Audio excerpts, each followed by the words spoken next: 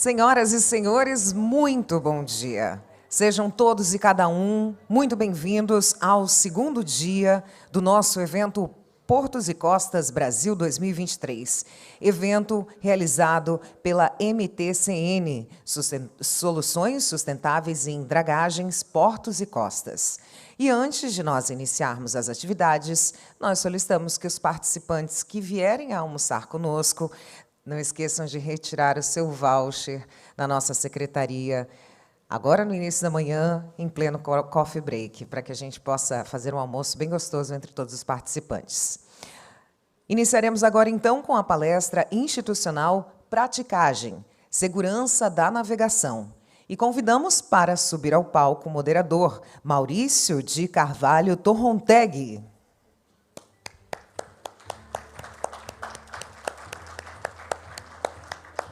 Que irá recepcionar o nosso palestrante Bruno Fonseca de Oliveira, vice-presidente da Praticagem do Brasil.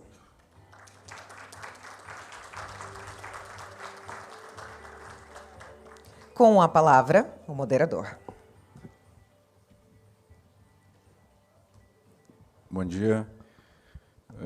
Estou incumbido aqui da primeira palestra do dia, né? Como moderador, eu fico muito satisfeito. Na realidade, bastante orgulhoso de estar fazendo essa abertura com a Praticagem. Então, a Praticagem é uma entidade essencial para a segurança da navegação brasileira, fundamental para as operações portuárias. E quando nos agraciaram no apoio com o evento, foi realmente uma grande felicidade para todos nós. Consolida, né, uma credibilidade para o evento, né, e traz aqui uma entidade que, na realidade, conhece o Brasil como poucos, né, os detalhes dos portos.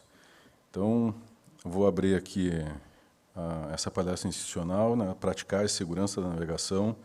Vai ser proferida pelo Bruno Fonseca de Oliveira, vice-presidente da Praticagem do Brasil. O Bruno é bacharel em Ciências Náuticas, graduado pelo CIAGA, pós-graduação em MBA em Gestão Empresarial pela Fundação Getúlio Vargas. É prático na zona de praticagem 05, né, Fortaleza e Pecém, no Ceará. Diretor-presidente da Ceará Marine Pilots de 2015 a 2019 e ocupa atualmente a função de diretor financeiro. É atualmente também diretor vice-presidente da Praticagem do Brasil e vice-presidente do Conselho de Administração do Instituto Praticagem do Brasil. Bom, Bruno, muito bem-vindo. A palavra é sua.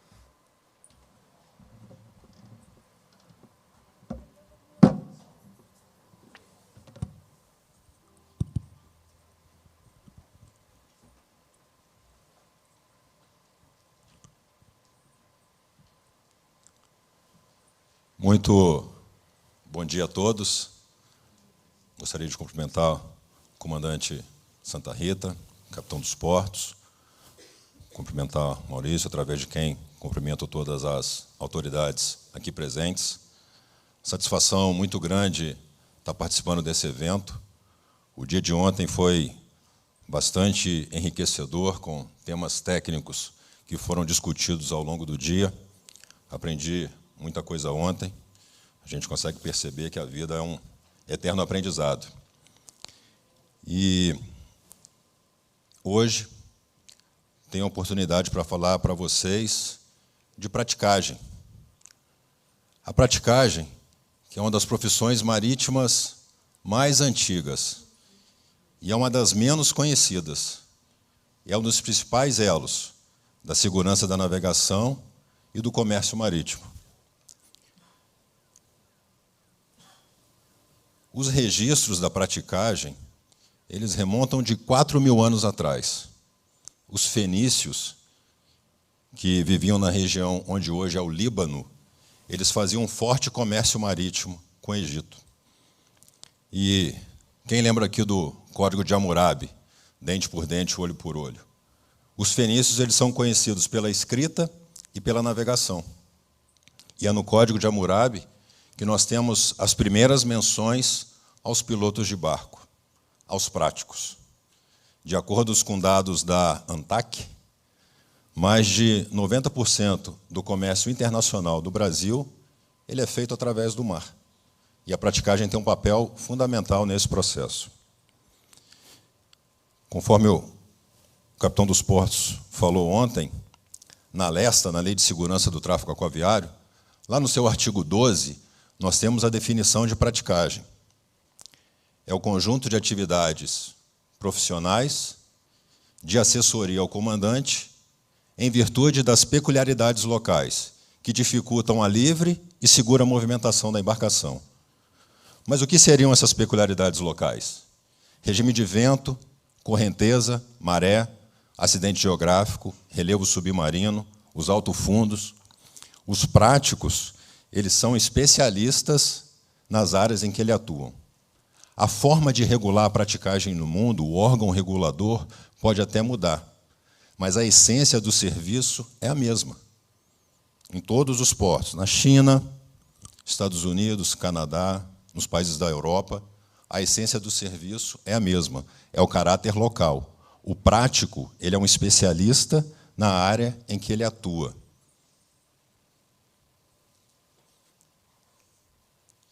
E por que a praticagem existe no mundo? A praticagem existe para evitar que aconteçam acidentes em águas mais restritas ao tráfego. E que, se o acidente aconteça, suas consequências sejam minimizadas pela presença do prático a bordo. O serviço, nosso serviço, é gerenciar e mitigar riscos. Nós trabalhamos com binômio segurança e eficiência.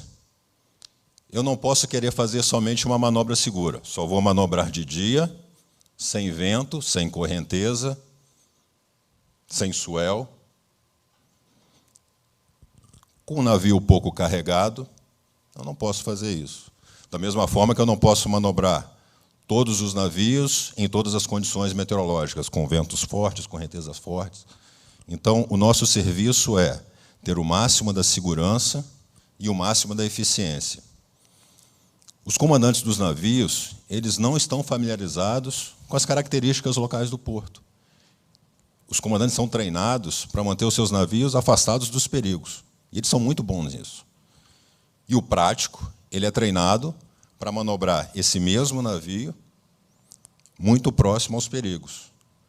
Nós protegemos o navio do terminal e protegemos o terminal do navio.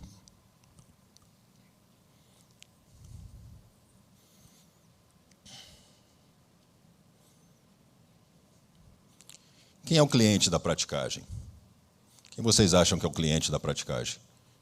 É o armador? O cliente da praticagem é o dono da carga? É o porto? O cliente da praticagem é o Estado brasileiro. Nós estamos a bordo defendendo o interesse público. Quando eu subo a escada, quando nós subimos a escada, quem sobe com a gente? Marinha do Brasil, Anvisa, Polícia Federal, Receita Federal. Então, o serviço de praticagem está representando o Estado a bordo dos navios.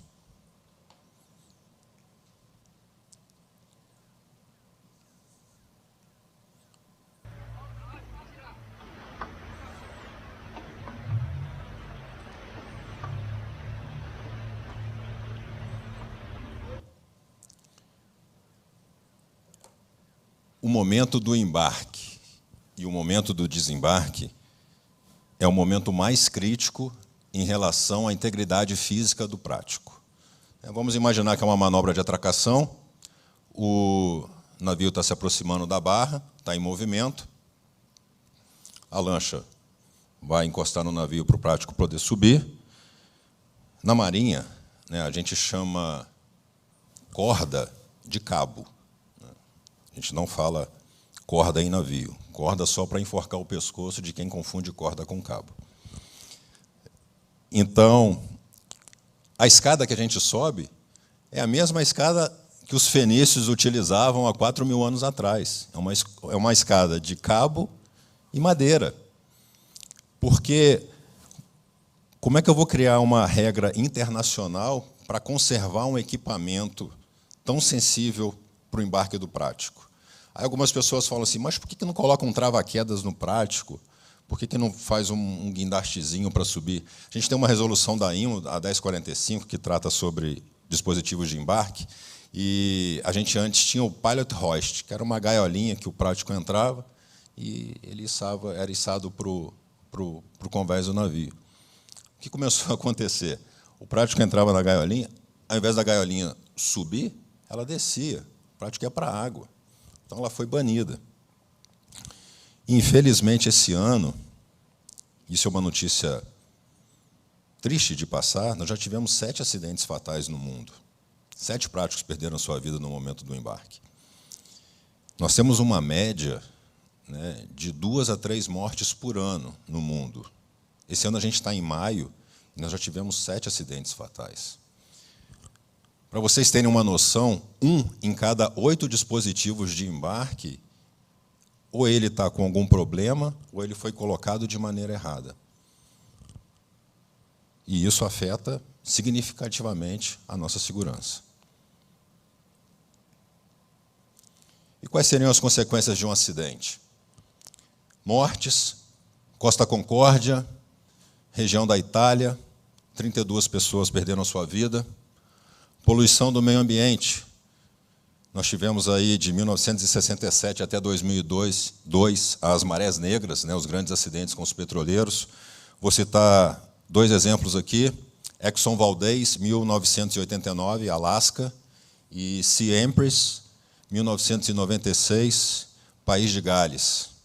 42 milhões de litros de óleo cru no Exxon Valdez e 72 mil toneladas, 72 milhões de litros de óleo cru no caso do Sea Empress.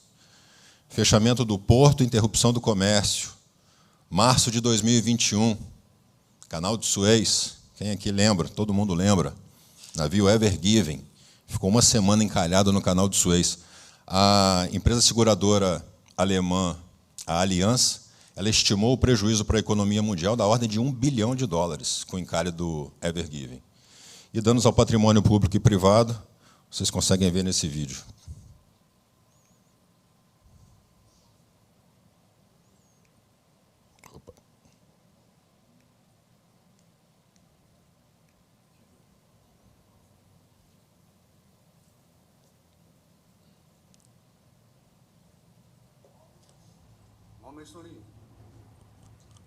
Que é o guindaste do terminal, né? O navio está aproximando.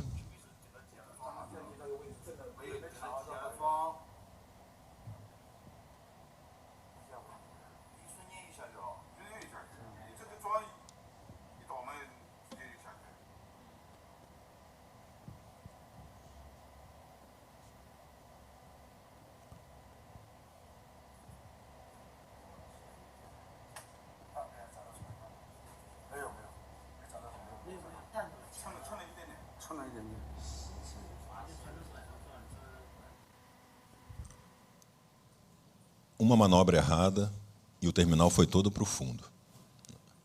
Então, o que causa um acidente? Imperícia, imprudência ou negligência, né? Aqui eu consigo ver os 3, só para vocês terem uma ideia do que um acidente pode causar. E qual é o custo de um acidente sem prático a bordo? Exxon Valdez, 1989, já falei para vocês. Custo do acidente, $7 bilhões. 7 bilhões de dólares.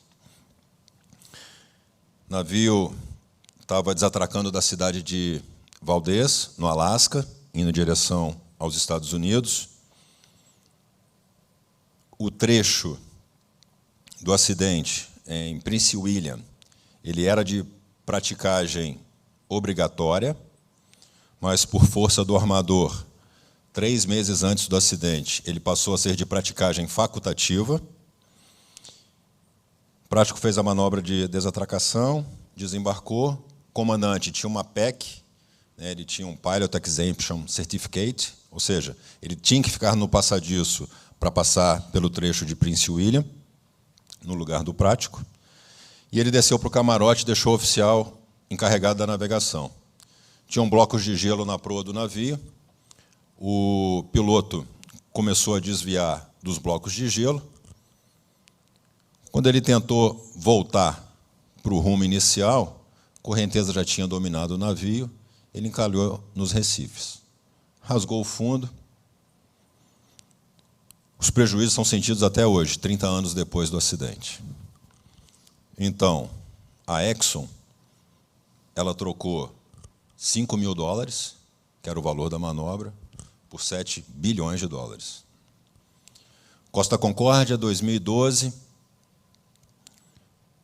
navio vai fazer uma fly passage pela ilha de Giglio, na região da Toscana. Passage plane, que é o plano de navegação, foi mal calculado. O navio arrasta ao fundo nas rochas, rasga ao fundo, sequência de erros, vai ao fundo. 32 pessoas perderam a vida. O comandante Francesco Schettino é julgado, condenado a 16 anos de prisão. Ele está preso em Roma.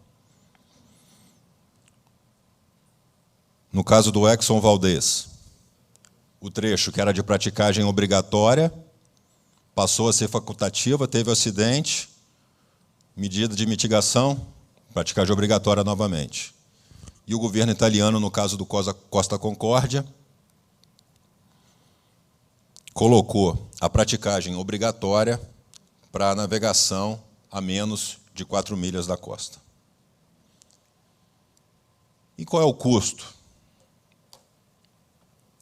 dos acidentes com prático a bordo?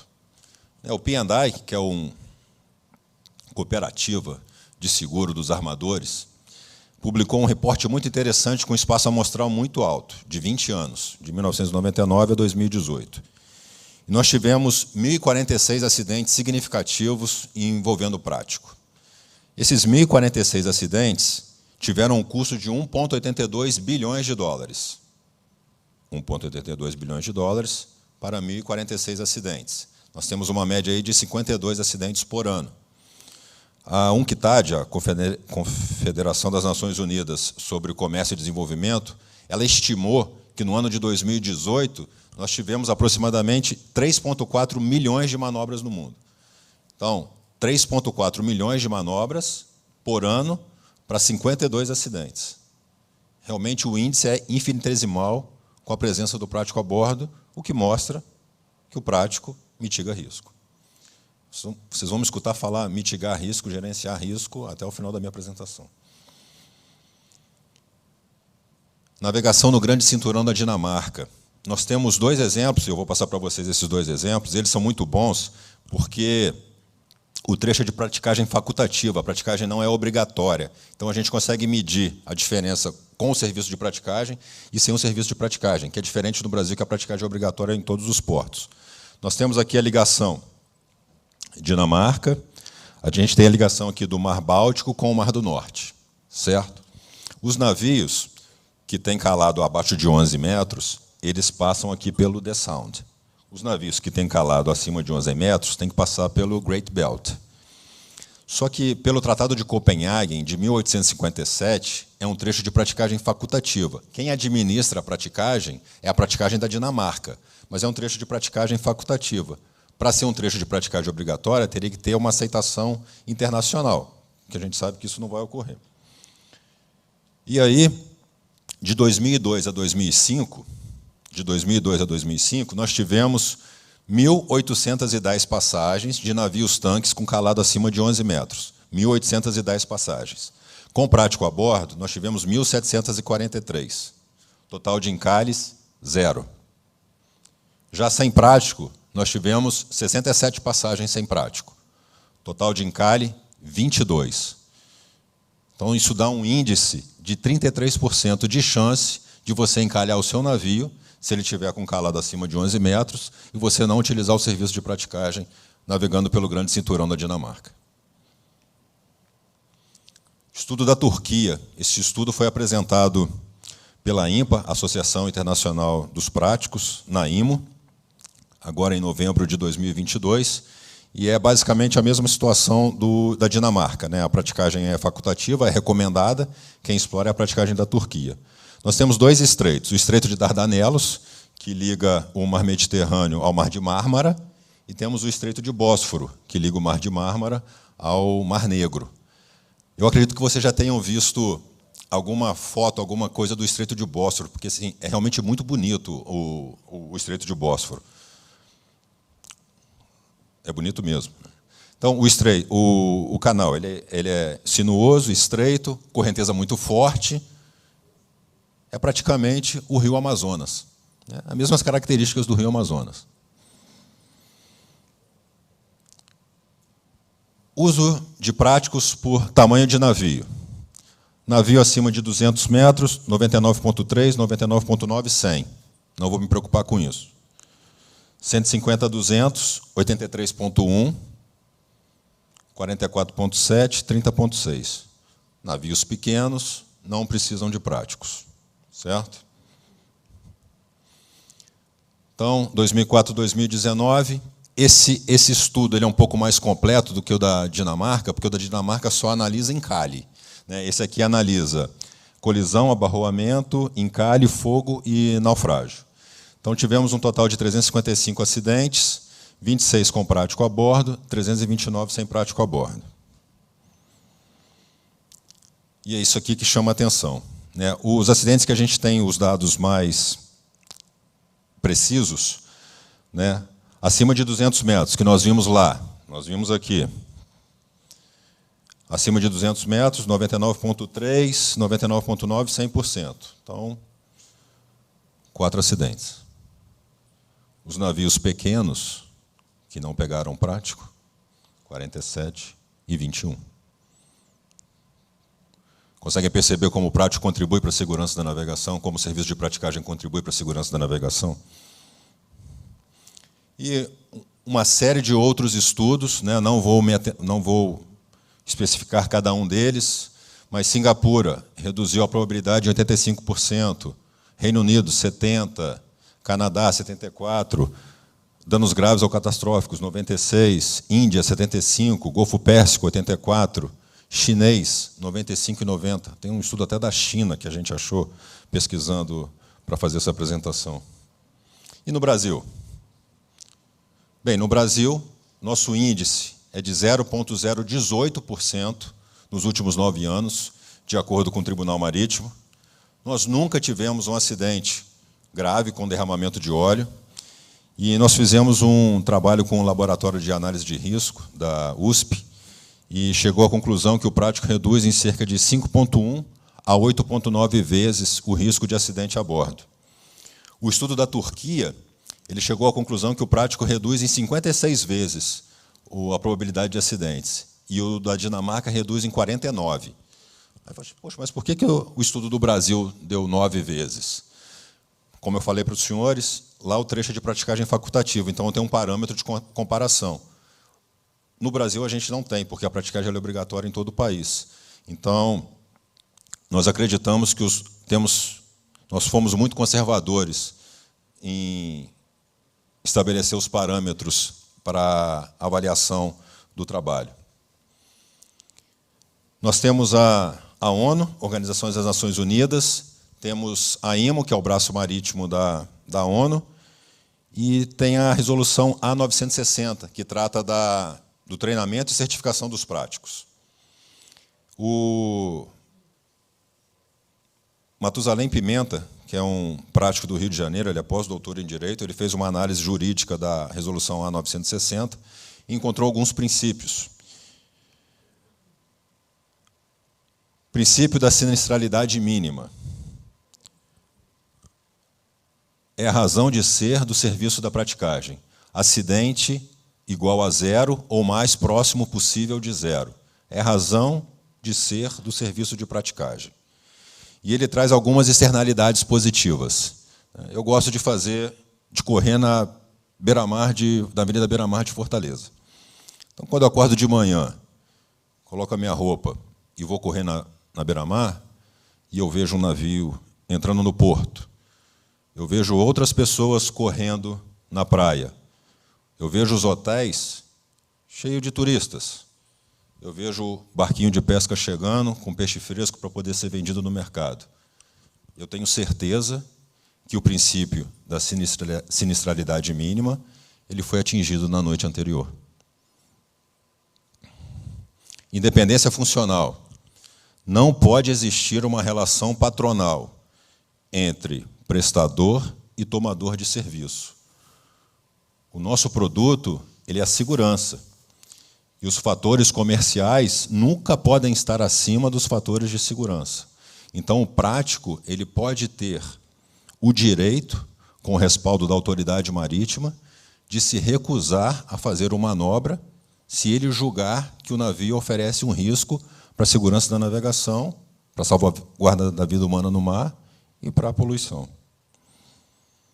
Experiência recente. Todos os práticos deverão estar aptos a manobrar todos os navios em todos os berços da sua ZP. Se um cirurgião, um neurocirurgião, ele vai tirar um ano sabático, vai passar um ano fora. Aí ele chegou, voltou para o Brasil, do aeroporto ele pode ir direto para uma sala de cirurgia, fazer uma cirurgia. O prático não. Se o prático se afastar da escala de rodízio, quando ele voltar, ele tem que se requalificar para poder atingir o princípio da experiência recente. Ele vai ter que acompanhar um número X de manobras, de acordo com o tempo que ele ficou afastado, para ele poder recuperar sua habilitação e poder voltar a trabalhar como prático. Número limitado, proficiência. Quem controla hoje o número de práticos no Brasil é a autoridade marítima. E esse número ele deve ser limitado para justamente garantir a experiência recente e manter a proficiência do prático. Se eu colocar 50 práticos na minha ZP, não tem navio para todo mundo fazer. Vou fazer um navio hoje, vou fazer um navio daqui a 3 semanas, a 4 semanas. Então, a experiência recente não vai conseguir ser mantida se eu não tiver um número limitado. E a divisão equânime do serviço, que aponta para a escala de rodízio única, que é o pilar do serviço de praticagem no Brasil.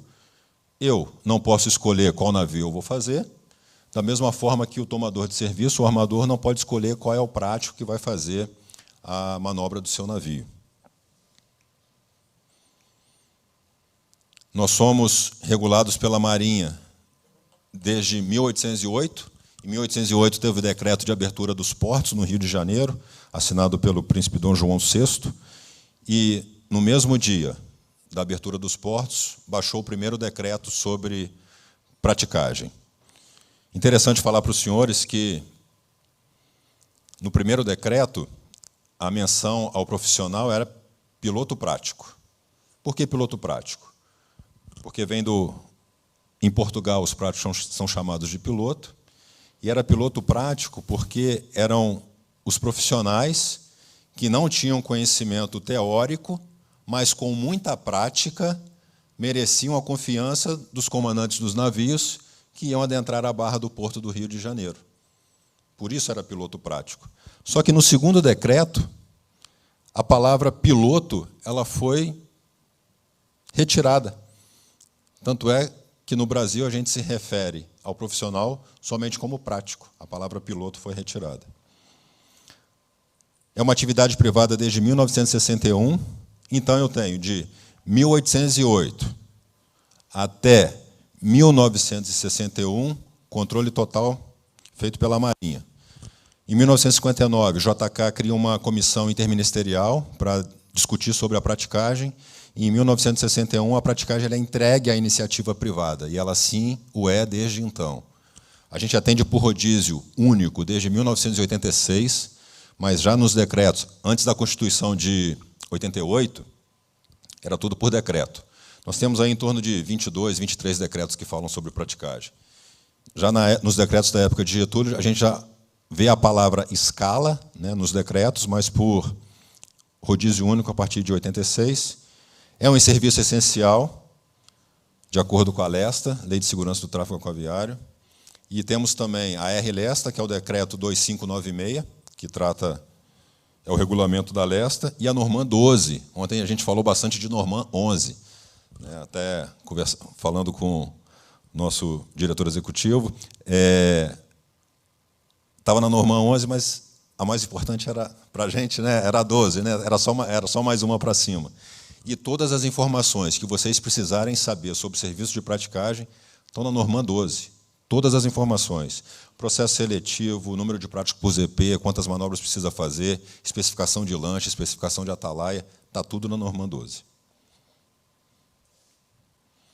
Nós somos 616 práticos no Brasil, distribuído em 20 zonas de praticagem, tem 14 mulheres práticas no Brasil, nós fazemos cerca de 80 mil manobras por ano, o Brasil é o 4º país no mundo em número de práticos, a gente fica atrás apenas de Alemanha, Indonésia e Estados Unidos, sem contar os dados da China e da Índia, que nós não temos, a gente estima que tem 8 mil práticos no mundo.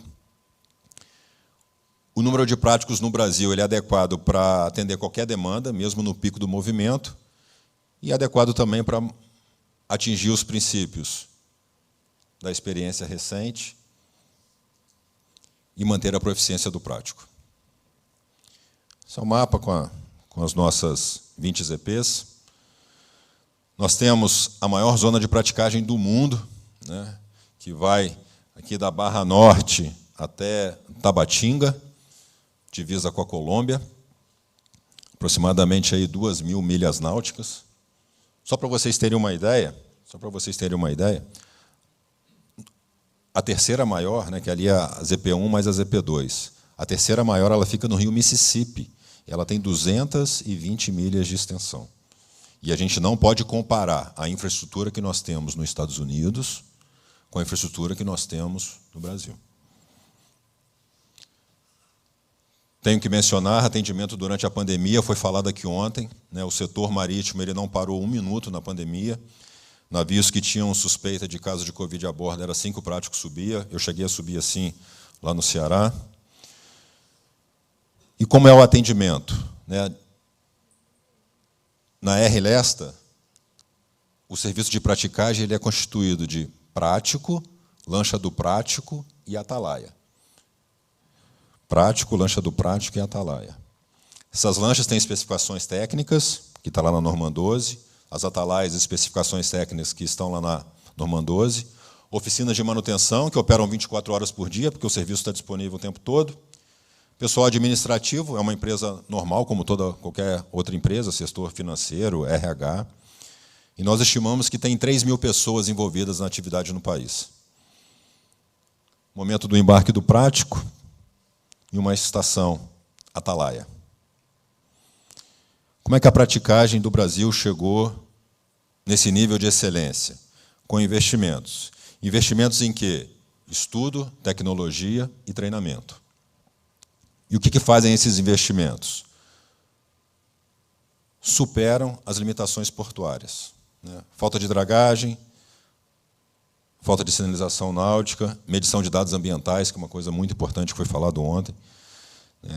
E esses investimentos ele agregam mais segurança e permitem que os navios carreguem mais e demorem menos tempo para entrar e sair dos portos. Eu vou passar rapidamente sobre os investimentos e eu vou dar 2 exemplos do que esses investimentos trouxeram de retorno para a sociedade. Sistema de calado dinâmico, não sei se o pessoal da Hidromar está aqui. Sistema de calado dinâmico, 5 portos na Barra Norte. O que o calado dinâmico faz? A grosso modo, eu sei a quantidade de água que vai ter exatamente entre a quilha do navio e o fundo no momento da manobra. O que isso faz? Aumenta a minha janela de operação. Né?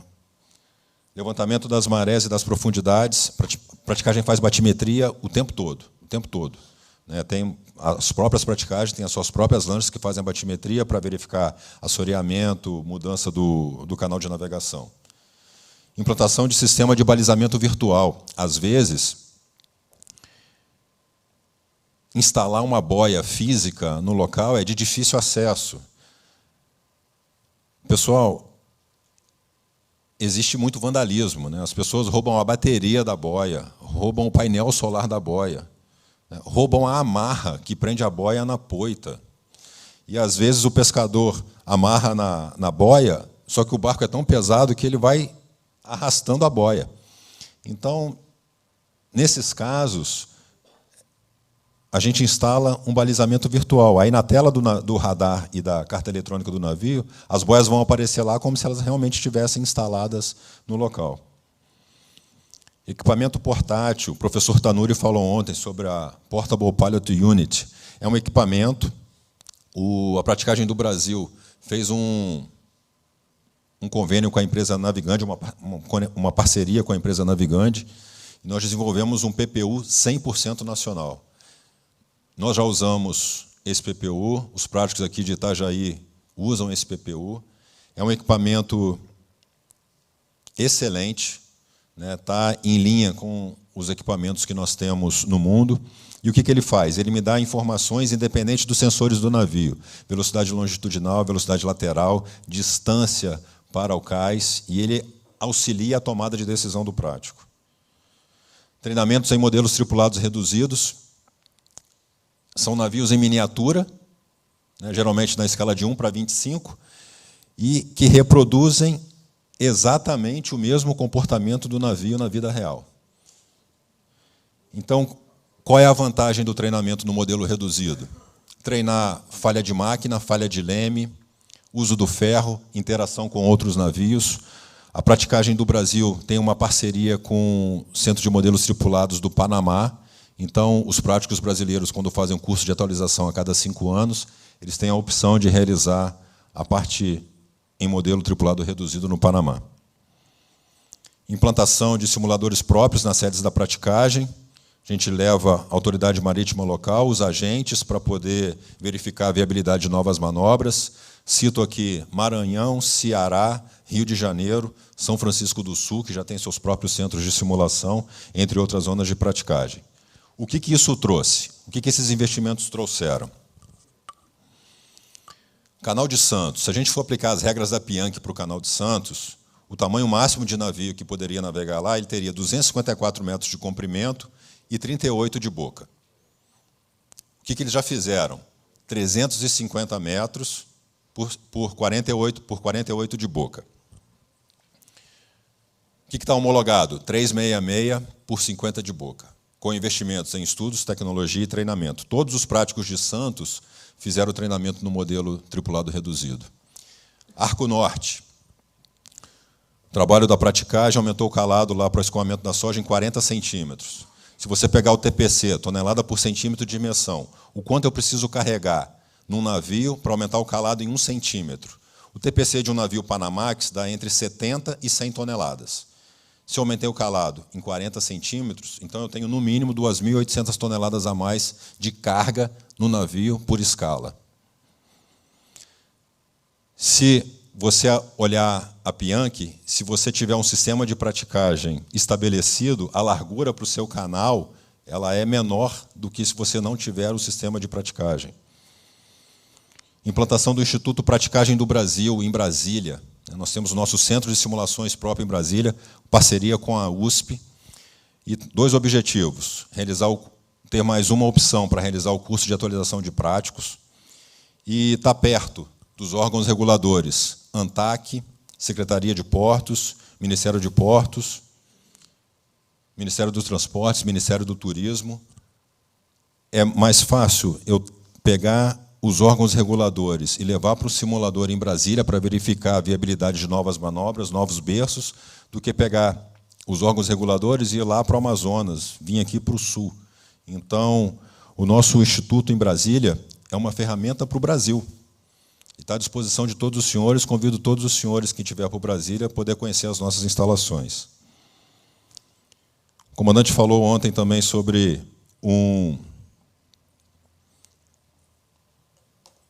uma publicação, né, para a gente poder ter, para poder acessar, para fazer as obras de infraestrutura portuária. Nós temos parceria da Praticagem do Brasil. Nós reunimos 25 autoridades do país, projetistas, engenheiros, práticos, armadores, e fizemos um manual, um compilado, Pianchi, ROM, USACE, PNA, Marine Hydrodynamics, Tug Use Port. Está disponível no site da praticagem e pelo QR Code. Esse livro é uma prova de que praticagem e armação trabalham muito bem juntos. Senhores, eu tenho certeza que consegui passar para vocês um pouco mais da praticagem, desmistificar um pouco a redoma de vidro que existe em torno da praticagem, mostrar para vocês que o nosso serviço vai muito além de um profissional com um rádio na mão, na asa do passadiço. Praticagem do Brasil, navegação segura e sem acidentes, vida e meio ambiente protegidos, eficiência nos portos. Muito obrigado.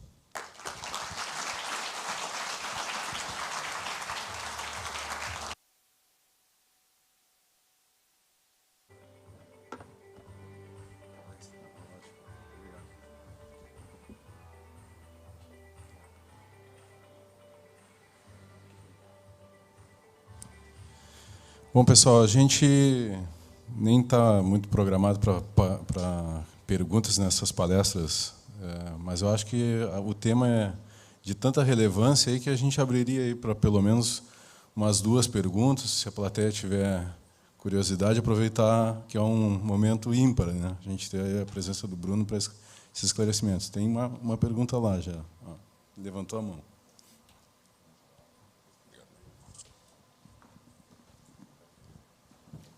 Bom dia, Fabiana Duran, do Porto Sudeste. Bom, primeiramente, parabéns pela palestra, né? Foi enriquecedora, né? Hoje conhecer o quanto a praticagem está se instrumentalizando para fornecer esse produto de segurança para todos nós, né? Para o país. E aí eu pergunto, hoje, da mesma forma com que a praticagem se instrumentaliza, os portos também o fazem também na mesma proporção. Uns mais, outros menos, mas cada um à sua velocidade. E aí a minha pergunta existe algum planejamento ou algo que esteja já em curso para o compartilhamento desses dados para ofertar esse produto segurança para todos? Né? Porque, por exemplo, com o uso do PPU, o uso do PPU ele fornece dados mais estratificados do que normalmente os portos já o fazem ali através dos sistemas com AIS, com GPS, com DGPS, etc. Então, existe aí algum planejamento ou algo que já esteja sendo pensado para o compartilhamento desses dados para os portos também, para os clientes? Muito obrigado pela pergunta, excelente pergunta.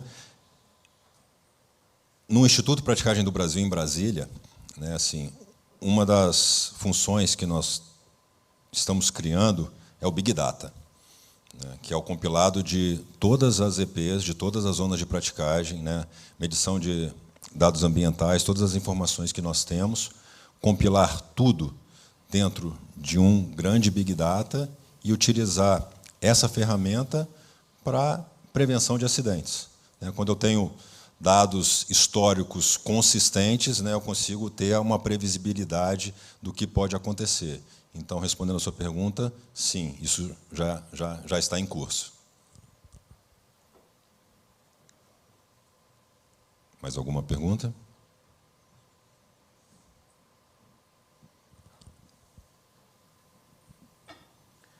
Comandante Araújo, da Capitania de Santa Catarina, bom dia, excelente, uma palestra muito boa. O senhor falou sobre o calado dinâmico, onde se emprega um sistema de software. Como foi dito ontem, nem todo sistema de software é totalmente responsável pela manobra. Cabe também à decisão do prático. O grande problema, em 2017, foi quando começou os estudos junto com a USP, com relação ao sistema de calado dinâmico a ser avaliado pela Diretoria de Portos e Costas em 2018. Em seguida, foi feita a Norman 26, se eu não me engano, que é do calado dinâmico, e logo em seguida, no próximo STEP, ficou a situação da homologação dos aparelhos. E, nesse momento, que foi entre 2018 e 2019, houve um pequeno, vamos dizer, gap. A praticagens tinha a visão, vamos dizer assim, de um modelo ou especificação de equipamento devido ao seu software, e alguns portos, visando a economia, queriam comprar outros tipos de modelo. Esse gap, o senhor ainda sente, já foi minimizado entre a praticagem e os portos? E a segunda pergunta, que era a grande dúvida que eu tinha em Pernambuco, não aqui, com o capitão de porto na época, quando o senhor carrega o transporte do navio, como o senhor mesmo exemplificou aí, o aumento de 40 centímetros, ao sair, o senhor tem todas as condições ambientais daquele porto de saída. Então, há uma pré-visualização de que o calado dinâmico para a saída é excelente. Não vou contestar isso. Porém, esse navio saiu, vamos dizer que saiu de Manaus para vir aqui para o sul, 5 dias de navegação, ele está vindo no limite, dentro da folga dinâmica, e, ao adentrar, as condições ambientais mudou de maneira tal que aquele período de maré alta baixou, e só vai ter, de novo, uma maré dessa uma semana depois. Como o senhor vê isso? Seriam essas duas perguntas. Obrigado, senhor. Comandante, muito obrigado pela pergunta. Excelentes perguntas. A primeira, sim, vejo que isso já mudou. Nós temos algumas empresas já que fazem monitoramento ambiental e fazem a questão do calado dinâmico. A gente está implementando lá agora no Porto do Pecém. E a segunda pergunta, o calado dinâmico, ele não aumenta o calado do navio, quanto o navio pode carregar mais. Se o navio está saindo do Rio de Janeiro, ele está indo para o Ceará, e o calado máximo lá é 15 metros, né, o calado dinâmico ele não aumenta, o sistema de calado dinâmico ele aumenta a janela de operação. A janela de operação. O calado máximo em si ele não aumenta muito. Ele pode até dar algum aumento de calado, mas, no geral, ele aumenta a janela de operação. A gente vai olhar em Santos, né, o sistema de calado dinâmico, as janelas lá reduziram absurdamente, na ordem de 50%. O navio demorava 12 horas para poder sair, agora está demorando 4, 5 horas para poder sair. Então, ele melhora a eficiência das janelas de operação.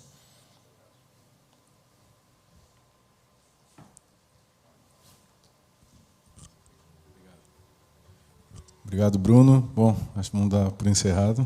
Pegar um brinde da organização. Muito obrigado pela palestra.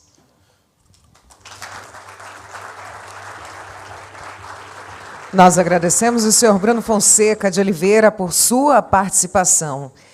Agora faremos a foto oficial e teremos um intervalo para coffee break de integração e networking patrocinado pela CPA Tech. Nós retornaremos às 9h45 com a temática 4. Drenagem, dragagem. Vamos lá. Bom coffee break a todos e até daqui a pouquinho com a temática 4. Dragagem.